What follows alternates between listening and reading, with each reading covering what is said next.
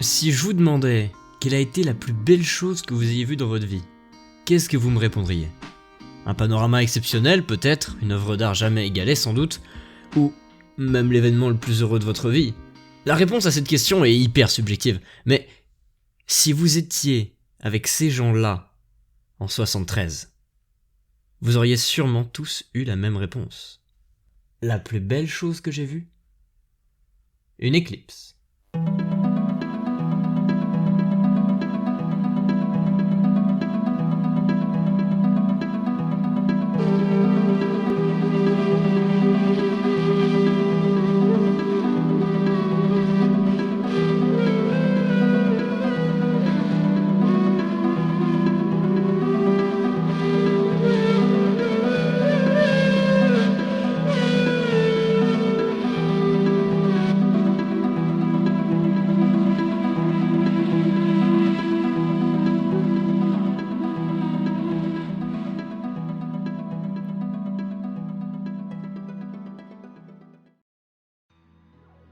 Vous devez sans doute savoir dans les grandes lignes ce qu'est une éclipse, c'est la lune qui passe devant le soleil en gros, sauf qu'en réalité c'est un peu plus compliqué que ça. Déjà, on va briser un mythe, non, les éclipses c'est pas si rare que ça. Il y en a à peu près quelque part sur Terre tous les 6 mois, sauf que, généralement, la lune cache que partiellement le soleil. Tout de suite, c'est beaucoup moins stylé. Non, pour avoir une vraie éclipse qui recouvre totalement le soleil et plonge dans le noir une partie de la planète, il faut attendre beaucoup plus longtemps. Et encore. Même quand un tel phénomène se produit, il dure rarement plus de 6 minutes. Alors, quand en 1972, t'as des gars qui débarquent pour annoncer que l'an prochain, il y aura une éclipse totale, et qu'en plus, elle est prévue pour durer un peu plus de 7 minutes au-dessus de l'Afrique, c'est la folie dans le monde de l'astronomie. Ce qui va se passer, c'est un phénomène tellement rare, qu'on estime que la prochaine fois que l'humain aura l'occasion d'observer un tel truc, ce sera en 2150, à une date où ni vous ni moi ne serons encore en vie. Donc forcément, en 1973, le monde entier est préparé pour immortaliser ces 7 minutes. J'ai dit le monde entier? Ok, j'ai un petit peu menti. Pas le monde entier. Parce qu'il y a eux.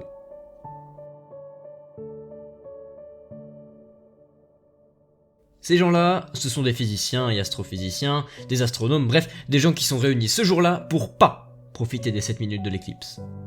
Ok, ça peut paraître bizarre, laissez-moi vous expliquer. Lui là, c'est Pierre Léna, un physicien français hyper reconnu à son époque, le gars aujourd'hui il est président au CNRS, bref, c'est un gros nom. Il a accompagné des tas de découvertes, et notamment des découvertes autour du soleil. Donc, forcément, quand une éclipse frappe à ta porte, alors que ton métier c'est globalement d'étudier et d'observer le soleil, tu peux pas ignorer cette éclipse. J'irai même un cran plus loin, Pierre Léna c'est sans doute l'une des rares personnes sur Terre à cette époque, à comprendre la rareté d'un tel événement. Mais Léna, il sait aussi que même si c'est un temps extrêmement long pour une éclipse, 7 minutes, c'est clairement pas assez pour étudier quoi que ce soit. Pour lui, dans l'idéal, pour étudier proprement cette éclipse unique, il lui faudrait environ 80 minutes. Et pour faire une telle chose, il faudrait être en fait à plusieurs endroits à la fois, puisque la Terre est ronde et que l'éclipse n'est pas totale partout en même temps, que la Lune se déplace. Sauf que les lieux où il faut être, ils sont tellement éloignés chacun des autres qu'il faudrait aller plus vite que le son pour arriver à faire un truc pareil. Et aucun humain n'est capable d'aller aussi vite. Vraiment ?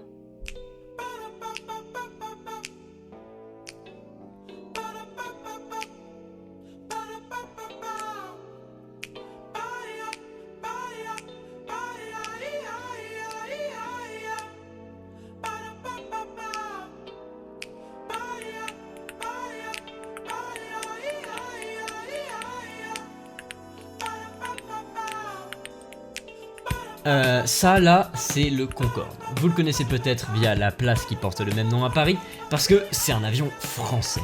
Une vraie fierté nationale, et sa particularité c'est qu'il va vite. Très vite. Genre... plus vite que le son ? Ok, je pense que vous avez à peu près une idée du plan qui se profile pour Léna. Le plan c'est quoi ? Le plan c'est aller voir le commandant de bord du Concorde, lui parler de l'éclipse et forcer très fort pour qu'il accepte d'accueillir 8 gars chelous dans un avion qui fait la fierté de la France. Tout ça pour un caillou qui passe devant le soleil. En plus, si le pilote fait une erreur de trajectoire, tout le monde finit avec les yeux cramés. Léna, il est pas non plus débile. Il sait que ce plan a environ 2% de chance de fonctionner, mais c'est le seul plan qu'il a. Alors, il y va. n'importe qui d'un peu intelligent aurait dit non à Lena. Parce que l'idée qu'il a semble juste disproportionnée. On sort pas un avion supersonique pour aller regarder une éclipse, ça n'a pas de sens. Et c'est justement parce qu'on ne fait pas ce genre de choses que quelqu'un d'extrêmement intelligent acceptera. Parce que le phénomène, il est unique. Et il faut faire quelque chose qu'on reverra plus jamais dans l'histoire. Voici le commandant de bord, André Turca.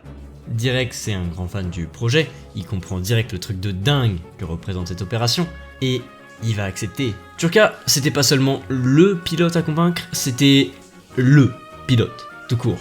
Il a officié près de 10 ans dans l'armée de l'air, avant d'être le tout premier pilote d'essai du Concorde. Bref, s'il y avait quelqu'un à convaincre pour cette opération, c'était lui. Grâce à Turca, le projet c'est plus juste un rêve de physicien. Grâce à Turca, le projet c'est devenu une opération. Une opération qui va marquer le monde. Et là, c'est parti, il y a plus de temps à perdre. On réunit l'équipe de choc et puis c'est parti. Quand Lena en parle pour la toute première fois à Turca autour d'un café, on est en mai 72, l'éclipse elle est en juin 73. Ils ont 1 an et 1 mois pour se préparer. Je sais pas si vous vous rendez compte à quel point c'était gonflé même pour l'époque d'un tel projet. En 73, on a déjà emmené des hommes sur la Lune, des animaux dans l'espace et on a mis des satellites en orbite autour de la Terre. Le ciel c'est plus une affaire de 2-3 vieux fous du village, c'est un enjeu géopolitique majeur, peut-être l'un des plus importants de la guerre froide. Des milliers de personnes se sont donné corps et âme pour faire briller leur pays dans les exploits toujours plus grands et toujours plus gros.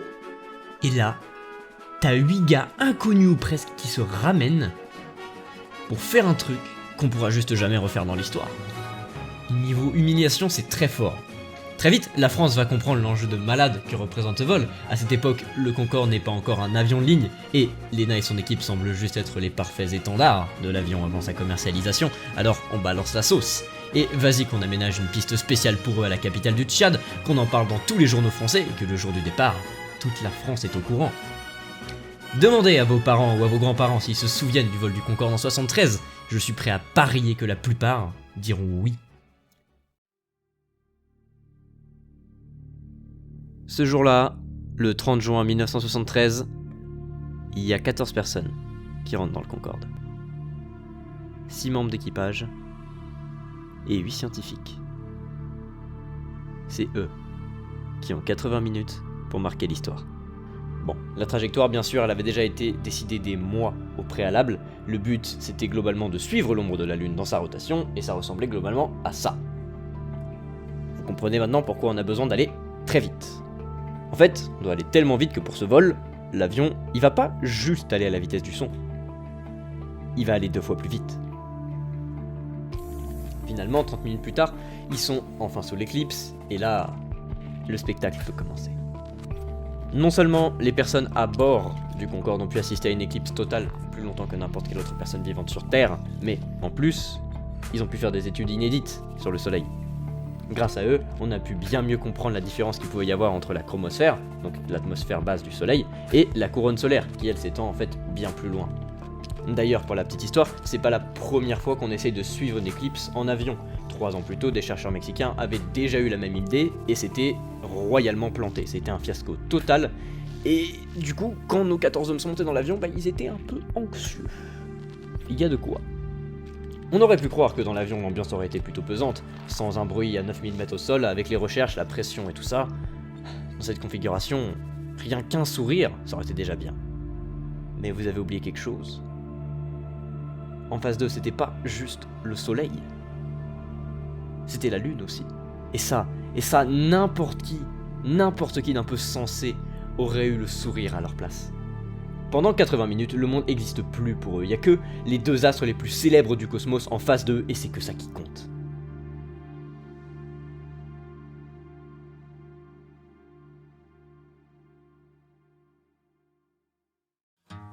Après son ennemi plein les yeux, l'équipe va finalement atterrir vers 11h30 et c'est juste fou en fait. Ce sont littéralement les seuls hommes à avoir pu profiter d'une éclipse totale pendant aussi longtemps, et ils vont sans doute le rester à jamais. Rappelez-vous, la prochaine éclipse de cette envergure, c'est dans 100 ans. Et comme je l'ai dit, c'était vraiment super osé même pour l'époque de proposer un tel plan sans plus y réfléchir que ça. C'est simple. Aujourd'hui, après 2001, l'informatisation du monde, le désintérêt grandissant pour le monde spatial, ce serait juste impossible de refaire ce qu'ils ont fait, et surtout de la même manière. Et c'est pour ça que c'est incroyable, et c'est pour ça que c'est unique, et qu'on reverra jamais ça dans l'histoire. Dans un monde où on retient les exploits des Américains et des Russes dans la conquête spatiale, les seuls à avoir vraiment fait quelque chose d'unique, d'inédit qu'on ne pourra plus jamais refaire, ce sont des Français. Ça vous donne pas le sourire, ça ?